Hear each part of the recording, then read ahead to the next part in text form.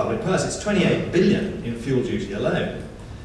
You have to go back to about the late 1970s, when what was taken from motoring went back into the road system. And I think we just all have to face, it's very regrettable, but where we are is this is now a part of general taxation. So my answer is I'm not going to be the shadow chancellor, most unlikely. And given the state of the public finances, I don't see this being knocked back. It's just politically not on the radar.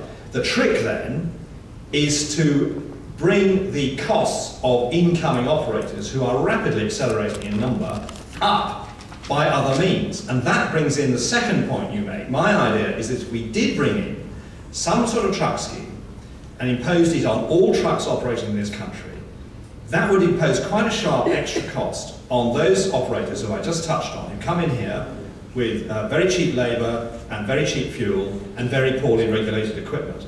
And PACA motor transport, we're not going to bring back the lorry road user charging scheme, which seems to be a titanically complex mayor's trying to get a rebate on every single fuel transaction a week.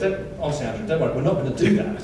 But I am looking at a truck scheme which could use the price mechanism and above all would bear down on the insanely unfair competition you get from continental operators. I mean, Hubert's already talked about the fuel mechanism, we know about that. But what about the lack of regulation? I mean, 74,000 British trucks clobbered for over hours, only 8% were picked up.